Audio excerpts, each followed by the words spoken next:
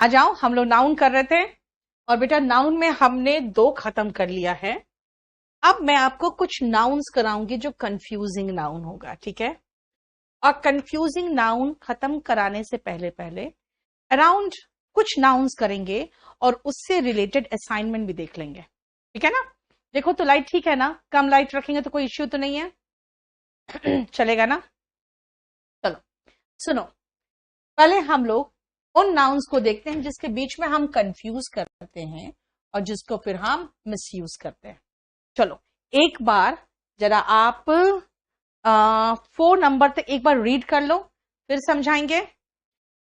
Voice is not coming, आ तो रहा है बेटा वॉइस, हल्का सा बढ़ा दीजिए बेटा, हल्का सा नहीं बढ़ेगा, फिर बढ़ेगा तो पूरा एकदम झनाक से इतना बढ़ेगा, समझे। हल्का सा नहीं बढ़ता।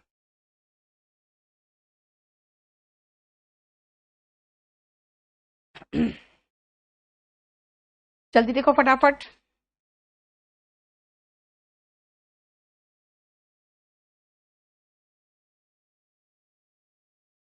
चलो देखो ध्यान से। Arrogance, what is arrogance? घमंड। अगर आप में घमंड हो तो कहेंगे यार ही इज एरोगेंट। एरोगेंट का मतलब सिनोनिम में आता है सुपरसीलियस, है ना, ऑन हाई हॉर्स, हॉटी, ठीक है। ये सब क्या है? घमंडी है। लेकिन प्राइड, भाई प्राइड का मतलब होता है गर्व, जैसे Sachin is the pride of India, है ना। प्राइड का मतलब होता है जैसे आप, नहीं बेलिकस का मतलब लड़ाकू होता है बेटा, जैसे Sushil Kumar was once the pride of India, आज तिहाड़ में बंद है। प्राइड का मतलब होता है गर्व। घमंड अच्छी बात नहीं है। अगर मैं कहूंगी मुझे तुम पर गर्व है, आपको खुशी होगी। अगर मैं कहूंगी मुझे घमंड है, आप कहोगे कैसे बदतमीज है, खुद घमंड भी कर रही है, घमंड बोल भी रही है। आया समझ में? क्लियर? नेक्स्ट आओ, प्रिंसिपल, PLE, इसका मतलब सिद्धांत, आइडियल। आपके लाइफ के प्रिंसिपल्स क्या है? संतोष मुझे व्हाट्सएप कर दो बेटा अपने आईडी के साथ। आपके लाइफ के प्रिंसिपल्स क्या है, यानी सिद्धांत क्या रखते हो लाइफ में। प्रिंसिपल, PAL, प्रधानाचार्य होते हैं नाउन में, हेडमास्टर हेडमिस्ट्रेस नाउन में होते हैं। लेकिन अगर एडजेक्टिव की बात करोगे तो इसका मतलब मेन होता है। एक क्वेश्चन आया था, the principal objective of every women is to marry a rich man. वहां पर PLE दे दिया था, वहां पर PAL होगा। इसका मतलब होता है कि जो मेन ऑब्जेक्टिव है हर महिला का, वो है किसी पैसे वाले से शादी करना, है ना।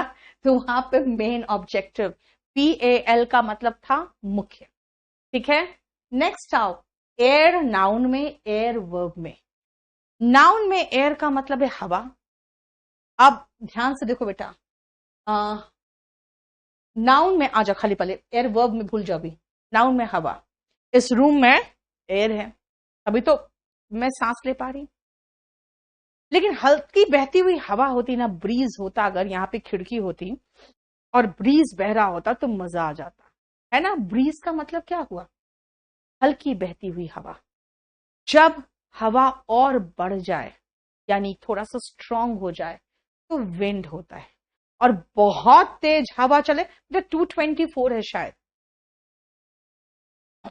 224 है,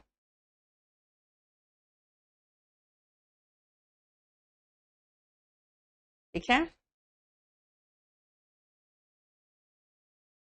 हाँ आदित्य, 2016 के बाद बहुत चेंज कर दिया बेटा, वो ले लो, 234 है, यस। आप सुनो, विंड जो है ये स्ट्रांग बहती हुई हवा है, लेकिन और स्ट्रांग हो जाए जब आप ऐसे से हिलने लगो, वो गेल है। और जब उड़ जाओ तो वो क्या है? स्टॉर्म है। स्टॉर्म का मतलब क्या है? अ violent disturbance of the atmosphere. इसका मतलब देखो, हवा, एयर, हल्की बहती ब्रीज, विंड, गेल, स्टॉर्म। लेकिन वर्ब के रूप में भी तो एयर है, इसका मतलब प्रसारित करना है। द न्यूज वॉज एयर्ड, है ना, इसका मतलब प्रसारित करना। देखो, to make something known in public. Clear?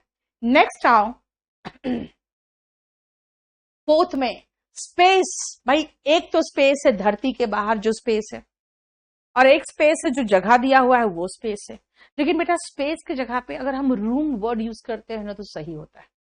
अब अगर इस रूम में मान लो 25-30 लोग हैं, आपको कहूंगी उसी रूम में जाओ, है ना, जैसे देखते हो ना, बिल्कुल ठूस ठूस के भर देते हैं लोगों को बस में, और कहते हैं अंदर जाओ ना, तो क्या कहोगे? There is no room to stand, there is no room at all. Space नहीं कहोगे, देयर इज नो रूम। क्यों बेटा? ये देखो, सर के ऊपर इतना तो स्पेस है ना, मैं खड़े होने की जगह नहीं है ना मुझे, कहां खड़ी हूं मैं, है ना, उसके सर पे। तो मैं क्या कहूंगी? Where shall I stand? There is no room there. Room का मतलब है वो space that can be occupied, ऐसी जगह जो ऑक्यूपाई कर सकते हो उसको हम स्पेस कहते हैं। ठीक है, एक सेकेंड रुकना।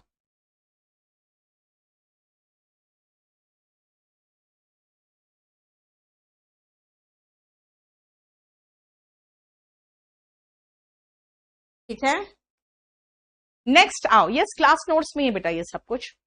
और प्लेस, दिल्ली का नाम नहीं जानते हो तो प्लेस बोलोगे। ठीक है, प्लेस का मतलब जगह होता है, रूम का मतलब वो जगह जिसको ऑक्यूपाई कर सकते हो, और स्पेस तो कोई भी खाली जगह स्पेस है। इसलिए खाली जगह दुनिया के बाहर खाली जगह जो अंतरिक्ष है उसको भी तो स्पेस कहते हैं।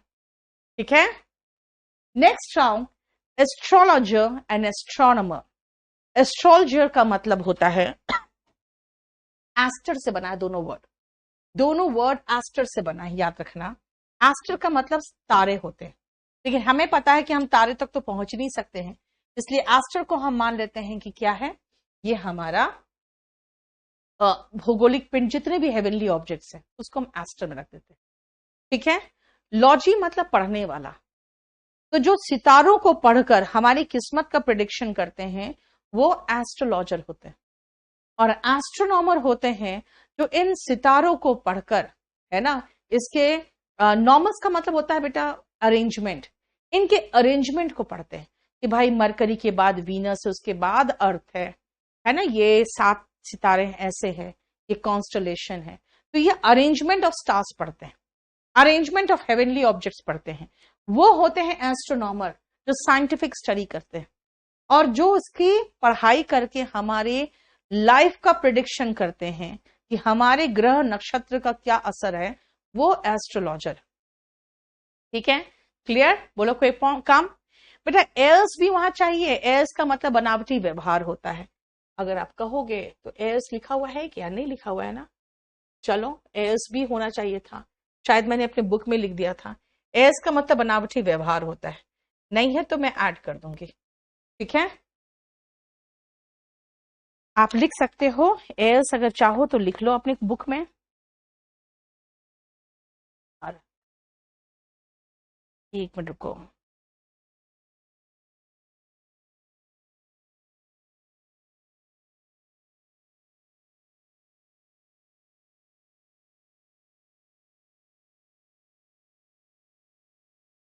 एल्स लिख सकते हो, इंग्लिश में मीनिंग लिख सकते हो एफेक्टेशन, और हिंदी मीनिंग लिख सकते हो बनावटी व्यवहार।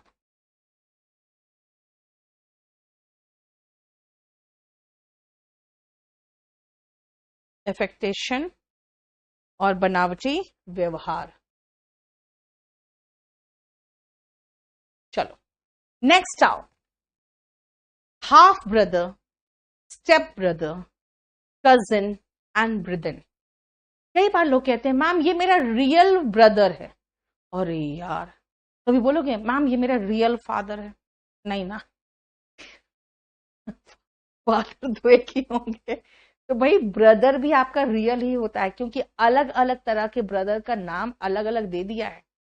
आपका अपना जो भाई होगा वो ब्रदर है, फाइन। आपका चचेरा, ममेरा, फुफेरा, जितना भी तरह के बाकी कजिन्स में आते हैं वो सारे, कजिन ब्रदर और कजिन सिस्टर कभी मत कहना, क्योंकि कजिन ब्रदर नहीं होता, कजिन का मतलब ही कजिन हो गया। आप कहोगे कि मैम कजिन ब्रदर ही मुझे बोलना है, मुझे भाई बोलना ही है, तो आपको ही कजिन लगाना पड़ेगा, कजिन सिस्टर नहीं बोल सकते हो, शी कजिन लगाना पड़ेगा। मीनाक्षी क्या नाम है, मिराकल, अरे वाह, नाम में मिराकल है, लेकिन मिराकल कुछ नहीं कर पा रहे हो। लाइव क्लास है क्या?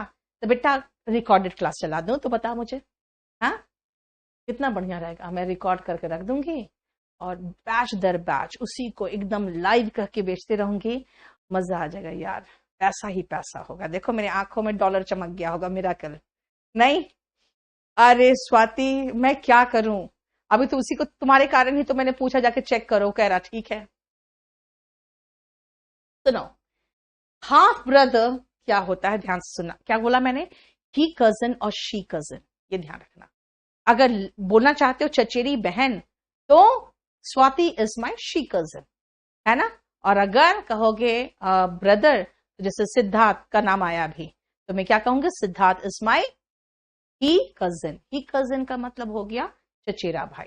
मैं तो सीधा कजन कहो, सिद्धार्थ से और स्वाति से तो पता ही चल रहा लड़का और लड़की का, है ना। अब आओ हाफ ब्रदर क्या है, ध्यान से सुनना।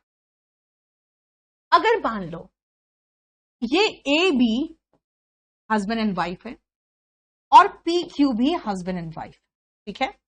मान लो इसकी वाइफ का डेथ हो गया और इसके हस्बैंड का डेथ हो गया, फाइन। इनका एक पहले से बेटा था, मान लो एक्स, पहले से एक बेटा था एक्स।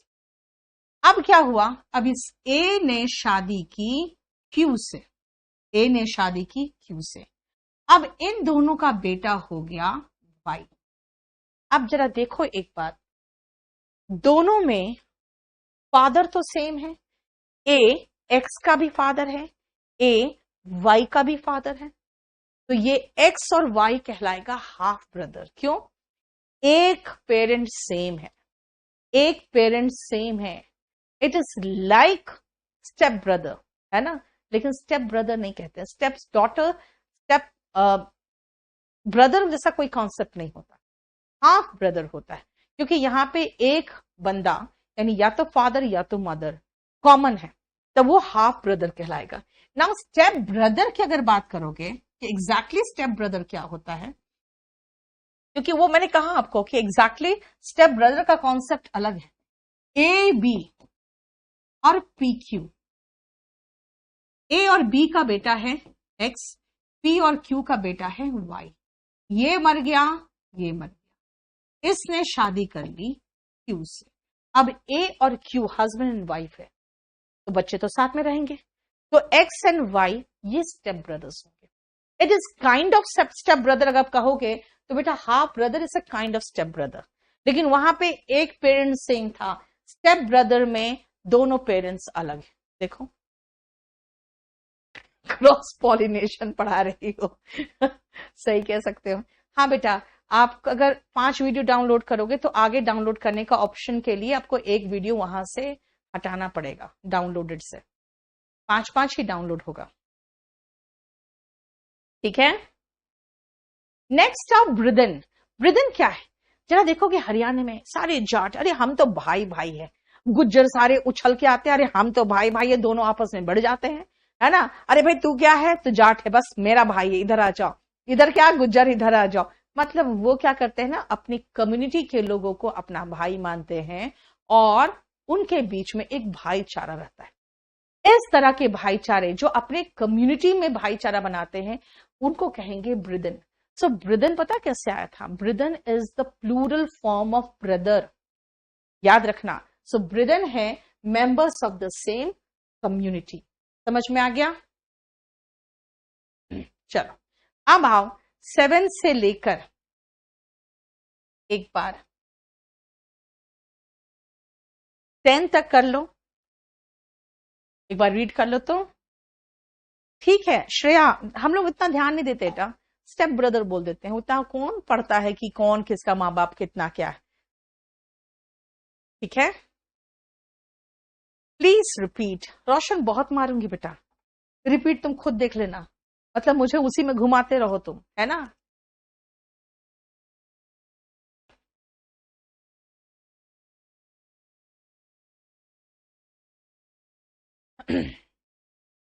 देख लिया?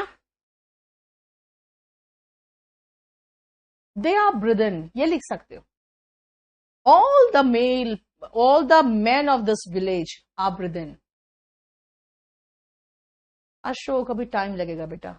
कोई भी बुक जब खोलती हूँ ना करने के लिए, लगता है यार पूरा काम तो हो चुका था, फिर पता चलता है कि स्पोकन का बुक भी ऐसे ही था कि छपने जाने वाला, छपने चल जाएगा, लेकिन 1 महीना उसमें लग गया मेरे से।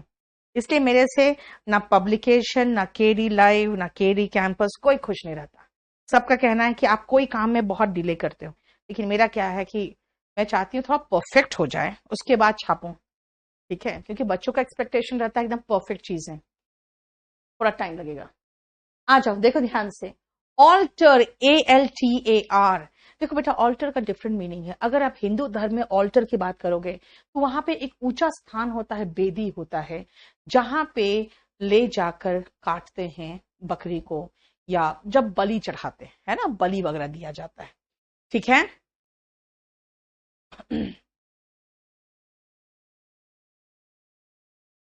ठीक है। नहीं, ब्रिदन नाउन है बेटा, नाउन है ब्रिदन। अब सुनो, हिंदू धर्म में ALTAR का मतलब होता है वो ऊंचा स्थान जहां पे बलि दिया जाता है। लेकिन अगर आप क्रिश्चियन धर्म में देखोगे तो अगर कोई लड़का कहेगा I will take her to the altar, इसका मतलब है सीढ़ी चढ़ के ऊपर जाएगा हाथ पकड़ के। कहाँ जाएगा भाई? शादी करने। वो शादी करते हैं ना, तो ऊपर पादरी यानी कि फादर खड़े रहते हैं और ये अपने हाथ पकड़ के उस तक जाते हैं, तो सीढ़ी चढ़ के जाते हैं यानी ऊंचे स्थान पे जाते हैं। तो क्या कहते हैं? I will take you to the altar, इसका मतलब है मैं तुमसे शादी करूंगा। समझ में आया? नेक्स्ट आओ, ALTER, यानी ऑल्टर का मतलब दो चीजें हो गई, ऊंचा स्थान। क्रिश्चियन वगैरह में ऑल्टर का मतलब हो गया जहां पे ऊंचे में चढ़ के पूजा की जाती है, शादी किया जाता है। हिंदू धर्म में वहां बलि चढ़ाया जाता है। ठीक है। रेस प्लेटफॉर्म फॉर सैक्रिफाइस और सीन इन चर्च, चर्च में देखा जाता है। ऑल्टर, ALTER, चेंज करना, ऑल्टरेशन से बना है ना। ऑल वीडियोस, हाँ बेटा, सारा वीडियो आपका रिकॉर्डेड रहेगा और 1 साल तक आपके पास अवेलेबल रहता है। ठीक है प्रसाद। ALTER का मतलब है to change, please alter this, यानी कि मेरा ड्रेस जो है फिट नहीं हो रहा है, प्लीज इसको फिट कर दो, प्लीज ऑल्टर इट। ठीक है। लेफ्टिनेंट कह रहा है Dev, I will take my girlfriend to the altar. Dev Hindu हो बेटा, कहाँ तुम ऑल्टर लेके जाओगे? वहां समझ में आएगा क्या करना है? चुपचाप से पूजा कर लेना बेबी के सामने बैठ के।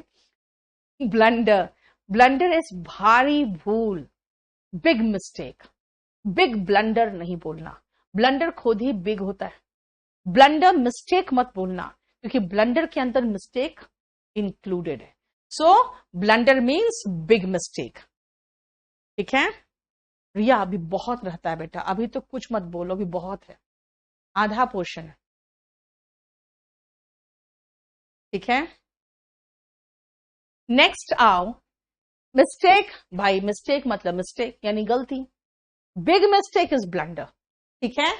और ERR कहते डिटेक्टिंग एरर कर रहे हो, और अर का मतलब मालूम नहीं, एरर मतलब गलती, तो ERR उसी से बना हुआ वर्ब है, इसका मतलब है गलती करना। ठीक है। Error is noun. Emend and amend, बेटा अमेंडमेंट तो आप पढ़ते हो पॉलिटिक में, पॉलिटी में। पॉलिटी में अमेंडमेंट क्या पढ़ते हो? कहते हो कि सुधारा जाता है, हालांकि देखा जाए तो अधिकतर तो जो अमेंडमेंट होते हैं वो बिगाड़ा ही जाता है ना, लेकिन फिर भी हम लोग उसके खिलाफ नहीं जा सकते। सो अमेंड का मतलब होता है to change for the better, है ना, सुधारना। Amend, act of improving to change for better. लेकिन इमेंड वर्ड नहीं सुने होंगे, क्योंकि कोई भी जो राइटर होते हैं ना, वो ये नहीं कहते इमेंडेड एडिशन। क्यों? क्योंकि इमेंड का मतलब होता है गलती सुधारना। अब अगर मान लो मेरी बुक्स में जब आप पढ़ते हो तो 2-3 मिस्टेक आप बता दिए हो अभी तक, तो कि मैम यहां पर ये छूट गया, यहां पर ये छूट गया, ठीक है। लेकिन अगला जब एडिशन में निकालूंगी तो मैं ये थोड़ी लिखूंगी इमेंडेड एडिशन, कहेगा अच्छा अच्छा पहले में गलती थी, इसका मतलब है ना। तो हम लोग लिखते हैं रिवाइज्ड एडिशन, इसीलिए ये वर्ड आप नहीं जानते हो। इमेंड का मतलब होता है to correct errors in something written, generally books में होता है।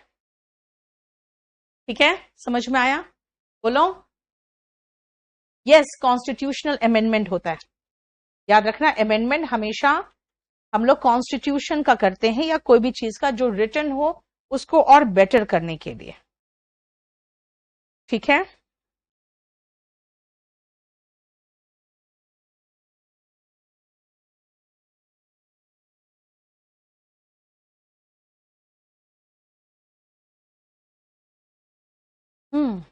नेक्स्ट आओ, COR क्या हो गया यार?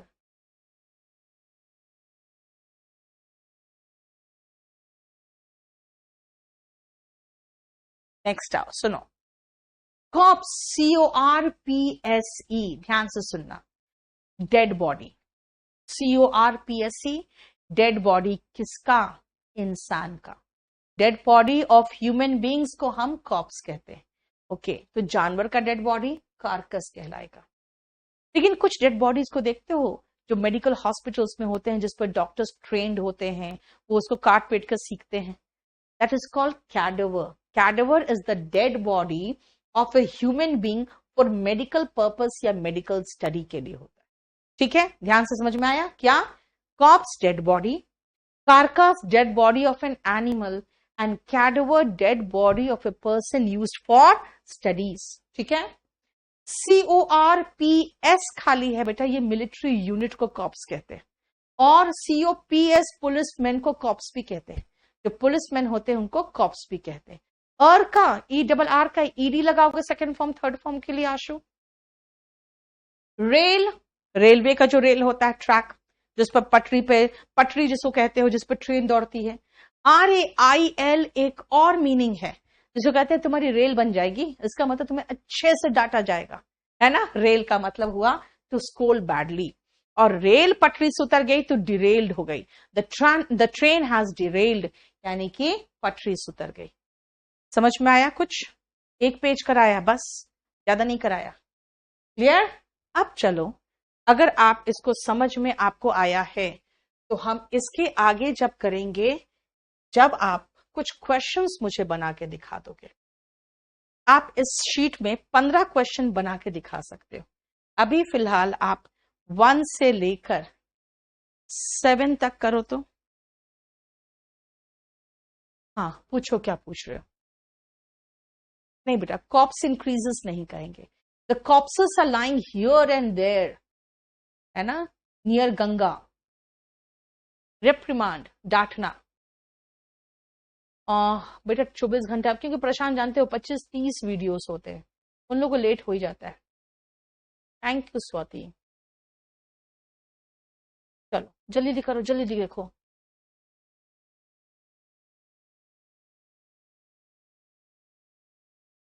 कुन्नू, आप उसको डाउनलोड कर लो ना बेटा, आप वीडियो को डाउनलोड करो। 5-5 वीडियो तो डाउनलोड हो ही जाते हैं आपके ऐप में।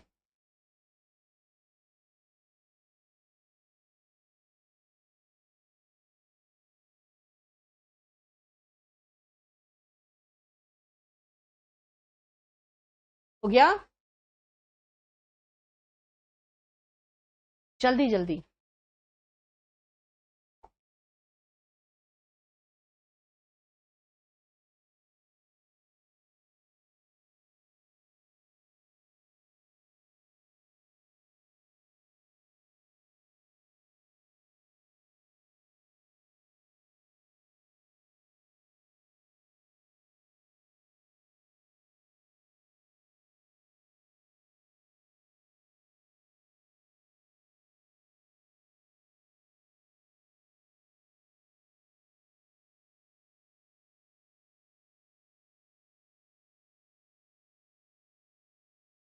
चलो शुरू करें।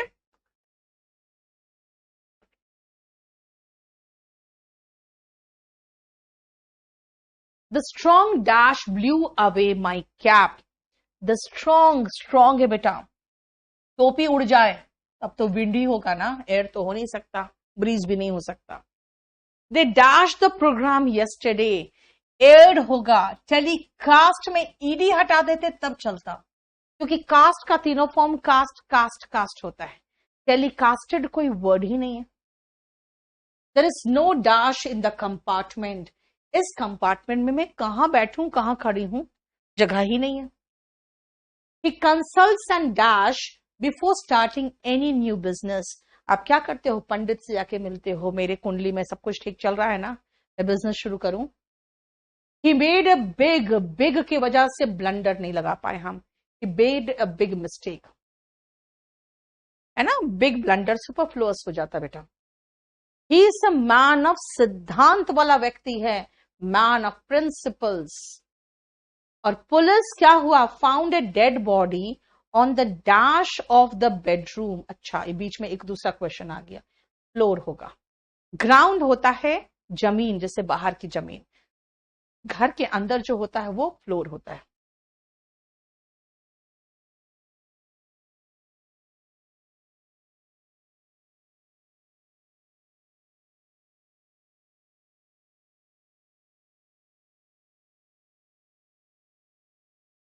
बिग एरर नहीं होता बेटा, बिग मिस्टेक लगाओ, बिग एरर अच्छा नहीं लगेगा।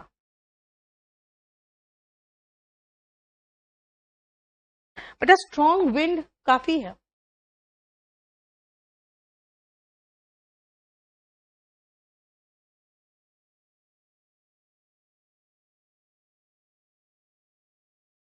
मुझे बेटा अब ठीक से पढ़ाने दो, अब मुझे कहोगे आप जल्दी करो, सिलेबस कब तक हो जाएगा, मेरे से नहीं होता सिलेबस जल्दी।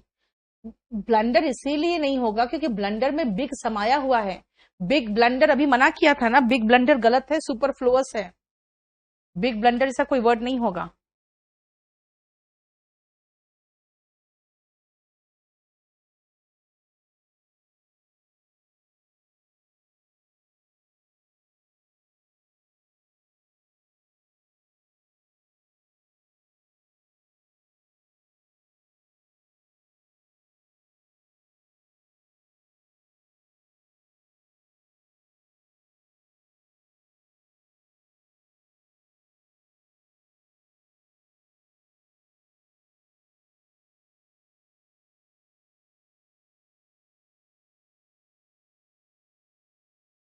हो गया।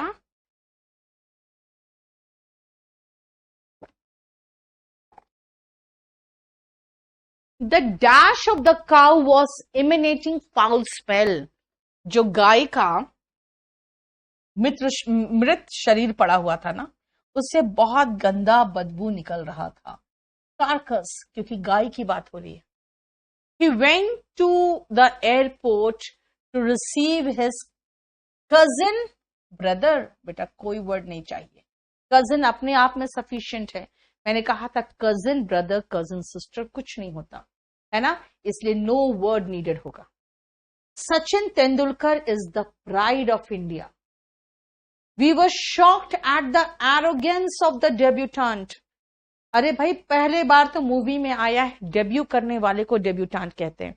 जो पहली बार किसी मूवी, किसी शो में या किसी फील्ड में बस अभी आया ही है, उसका पहला ही फिल्म है, तो वो डेब्यूटेंट होगा। अगर लड़की होती तो ई लग जाता है, डेब्यूटेंट हो जाता है ना। याद रखना, हम लोग शॉक्ड थे, क्यों भाई इतना घमंड एक नई लड़की में, ये नई लड़के में, ये ई नहीं है इसका मतलब लड़का है ये, arrogance. The attack on Hiroshima dash the course of history. इसने चेंज कर दिया हिस्ट्री को ही, altered, ALTER। The book needs to be emended, क्योंकि उसमें कई मिस्टेक है। The book needs to be इमेंडेड।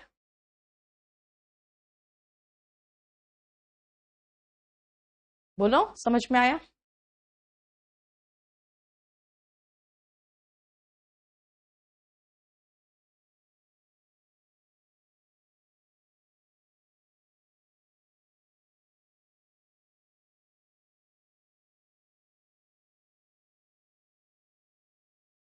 चलो 2-3 और बनेगा आपसे, 15, 16, 17 भी बनेगा, 18 भी बन जाएगा, 19 भी बन जाएगा, क्योंकि ये पढ़ा चुकी हूं आपको कहीं। ऑल्टर, TAR में ED नहीं लगेगा बेटा, क्योंकि वो नाउन है, उसमें ED तो लगेगा ही नहीं।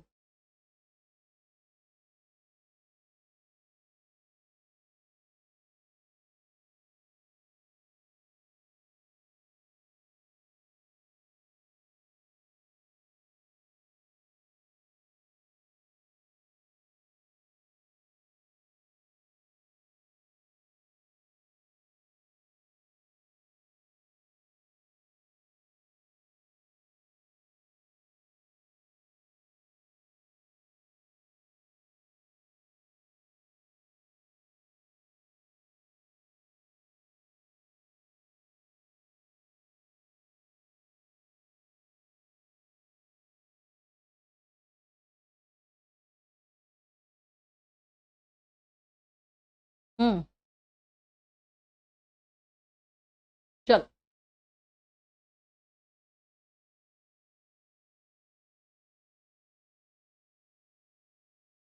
द कॉन्स्टिट्यूशन हैज बीन, इसमें संशोधन हो चुका है कई बार, amended. Singular form of brethren is brother, brother का प्लूरल ब्रिदन है। एस्ट्रोनॉट्स गो टू स्पेस, बेटा याद रखना, द हम तब लगाते हैं जब जगह की बात होती है। अगर आप अंतरिक्ष की बात करोगे, याद रखना अंतरिक्ष ऐसा वर्ड है जिसके साथ हम आर्टिकल नहीं लगाते। स्पेस अगर मीन कर रहा है अंतरिक्ष तो आर्टिकल नहीं आएगा। Serving tea is an English custom, ये एग्जाम्पल पहले भी आ चुका है। He dash his staff for being late, उसने बहुत अच्छे से डपटा सब स्टाफ को, रेल्ड। और सती प्रथा क्या था बेटा, वो एक ट्रेडिशन था, हमारे धर्म में घुसा हुआ था। देखो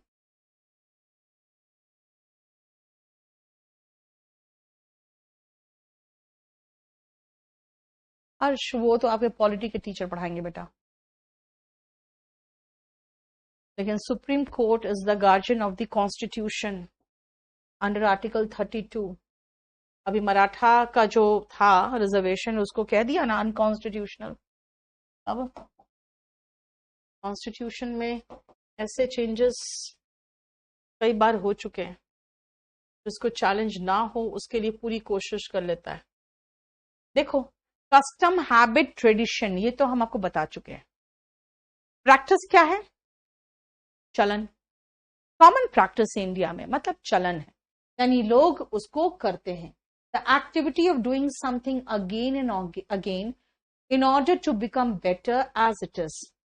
कस्टम, प्रैक्टिस, कस्टम भी सेम सिनोनिम में प्रैक्टिस और कस्टम ला सकते हो।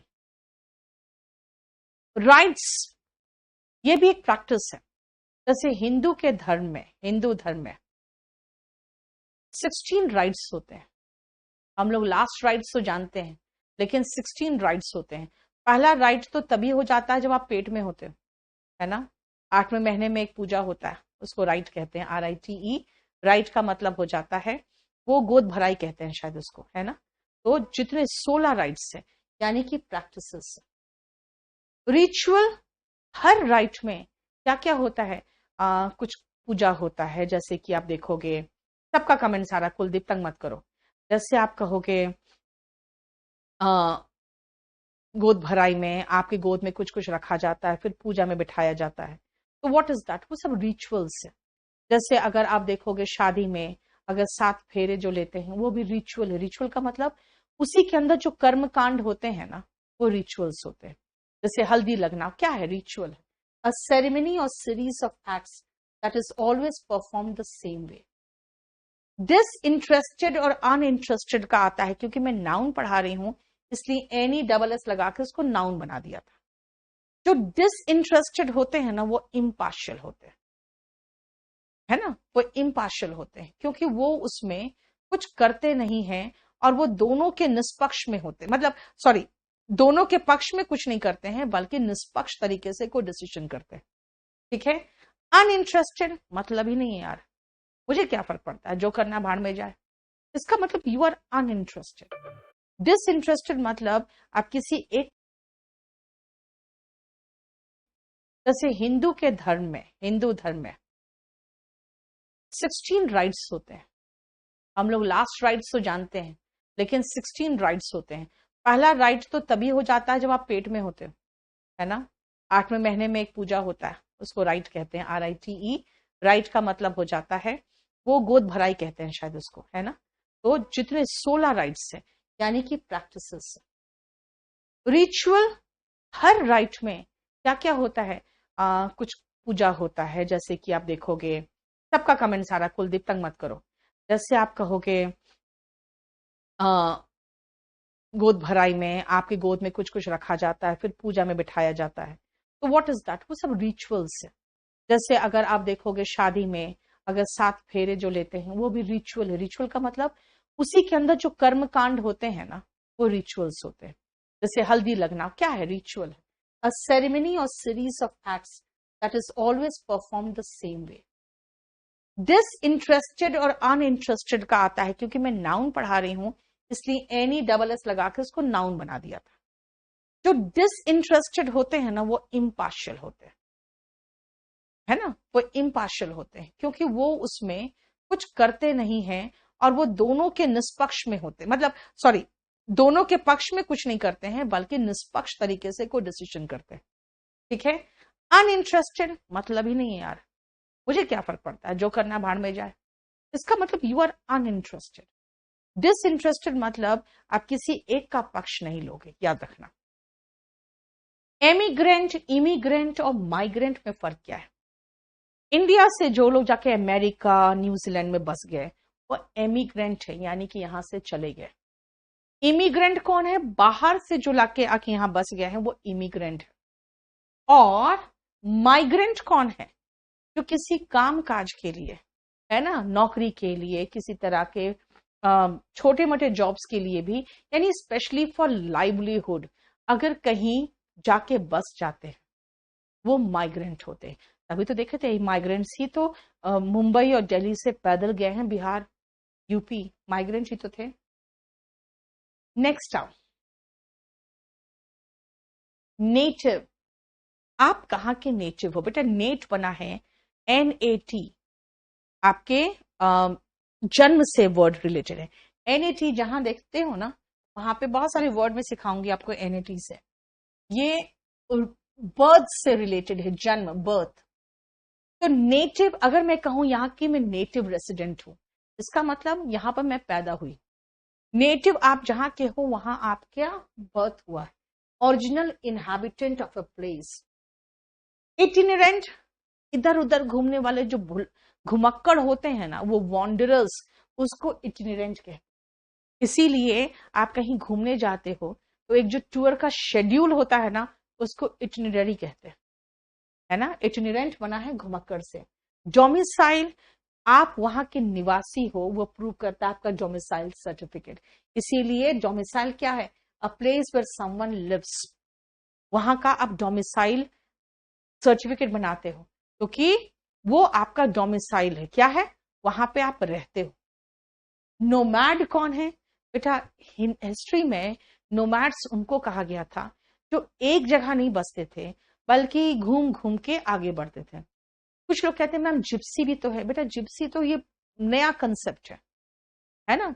नोमैड उस समय होते थे जब सेटल्ड लाइफ नहीं होता था, फिर बाद में क्या हुआ, उन लोगों ने अनाज उगाना शुरू किया, तब जाके वो सेटल्ड हुए। नहीं तो क्या करते थे, जहां भी जाते थे वहां का जितना भी फल है, वहां के जो भी वृक्षों में पौधों में हो रहे हैं फल, और वहां के जानवर सब मार उड़ के खा जाते थे। जब खत्म हो गया तो आगे बढ़ जाते थे। फिर उन लोगों ने अनाज जब उगाना सीखा तब वो सेटल्ड हुए। तो नोमैड उसके पहले का था। नोमैड का मतलब हो गया that doesn't settle at one place. इसलिए इसमें जिप्सी, वॉन्डरर, बेगाबॉन्ड ये सब मत लगा देना, ठीक है।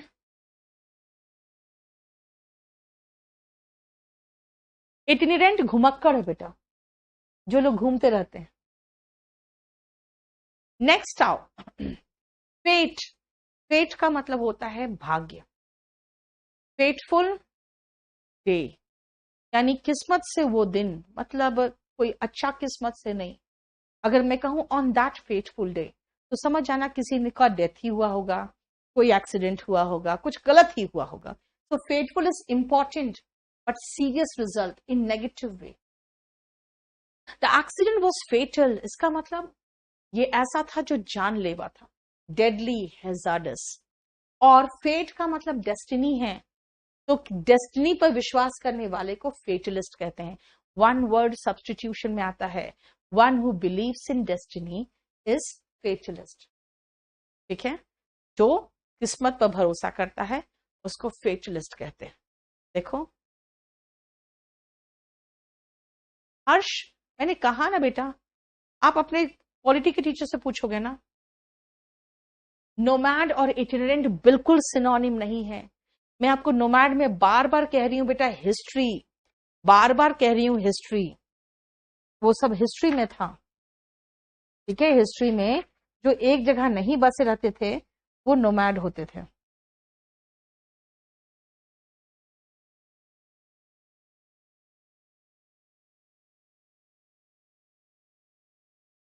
ठीक है, नेक्स्ट आओ, गुरमेंड, पेटू, बहुत ज्यादा खाता है ना तो पेटू है। गुरमेंड इज पेटू, बहुत खाने वाला। अ वोरेशियस ईटर, जिसका सिनोनिम होता है ग्लटन।